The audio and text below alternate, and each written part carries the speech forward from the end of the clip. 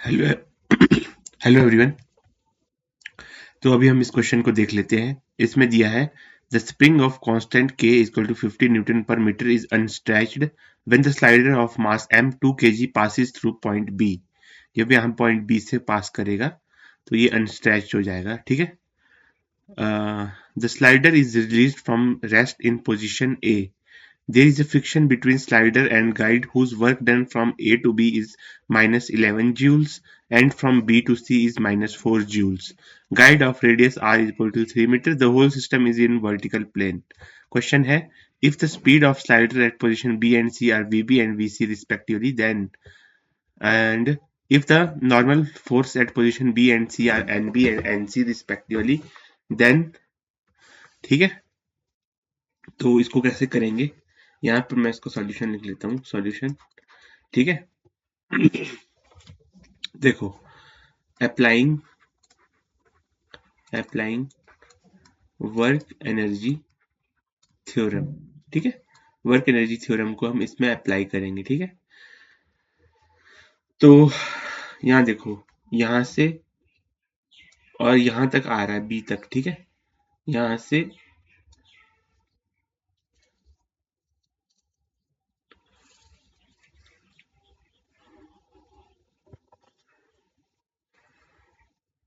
ये पॉइंट यहाँ से आ रहा है यहाँ तक। ठीक है, तो एम जी का वर्क कितना होगा, एम जी इंटू 4। ठीक है, M G into 4 minus half के स्प्रिंग ने कितना वर्क किया, फाइनली अनस्ट्रेच्ड हो गया, इनिशियली स्ट्रेच्ड था।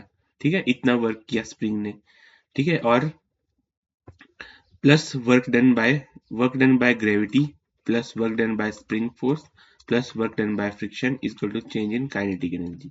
ठीक है, तो work done by spring force लिख लिया हमने, plus work done by friction कितना होगा, plus minus 11 joules is equal to change in kinetic energy.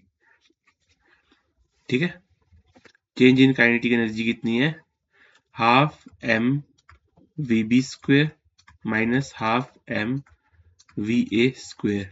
We A 0 है। ठीक है, इसको सिंप्लीफाई कर लेंगे हम। ठीक है, तो एम जी, एम की जगह लिखेंगे, एम है 2 kg, तो 2 into 10 into 4।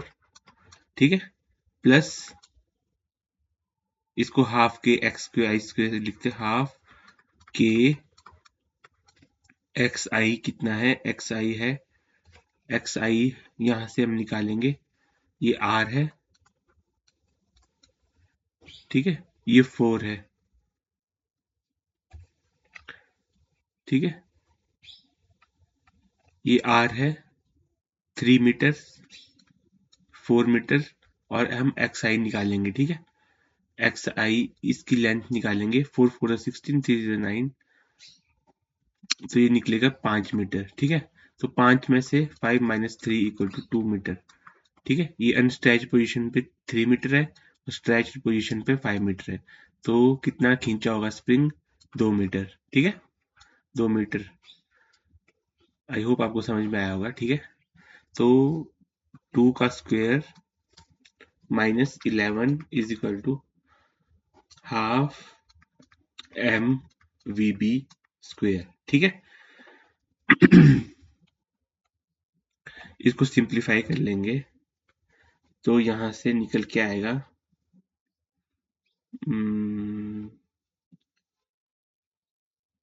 180 minus 11 is equal to V B square.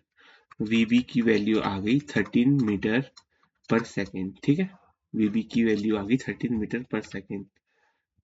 देखते हैं ऑप्शन में है कि नहीं, वीबी की वैल्यू 13 मीटर पर सेकेंड। ठीक है, तो आगे हम इसमें करेंगे अब।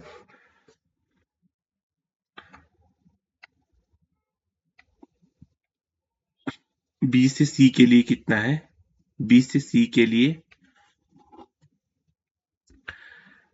बी से सी के लिए वर्क एनर्जी थ्योरम अप्लाई करेंगे। Applying work energy theorem between points B and C. ठीक है, तो बी एंड सी के लिए हम वर्क एनर्जी थ्योरम अप्लाई करेंगे।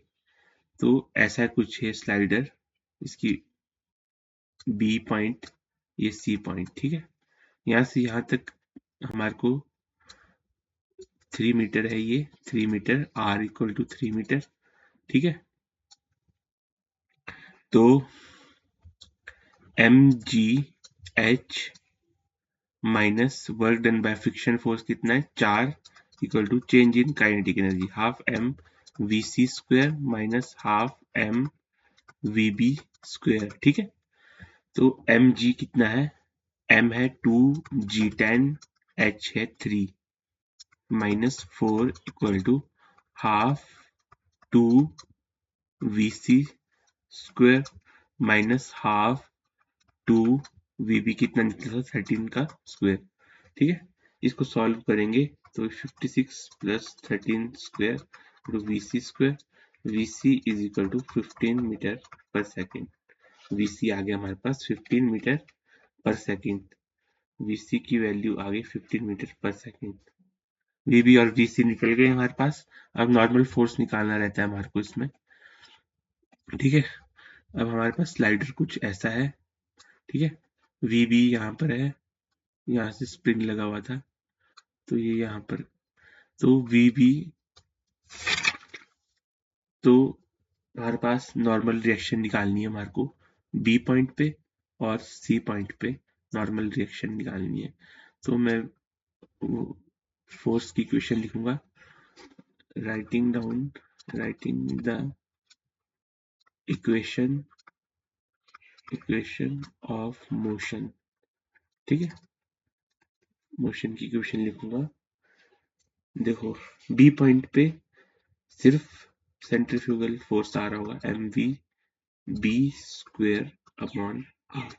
Normal reaction at B is equal to M V B square upon R. ठीक है, तो एम मेरे को पता है 2 है, 2 इंटू 13 स्क्वेयर बाय 3, तो ये आ गया 106 न्यूटन। ठीक है, N B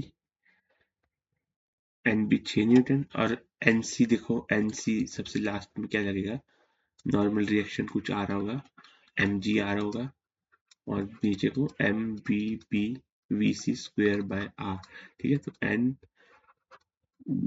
N is equal to M G plus M V C square by R. ठीक है, ये लिखूंगा मैं। ठीक है, तो ये हो जाएगा 2 into 10 plus 2 into V C square 15 square by 3। ठीक है, जब इसको सॉल्व करेंगे तो 150 प्लस 20 इक्वल टू 170 न्यूटन। ये देखते हैं, ये ऑप्शन में होगा पक्का, यस ऑप्शन में है। एंड तो ये दोनों क्वेश्चन हमारे हो गए। आई होप आपको समझ में आया होगा। Thank you.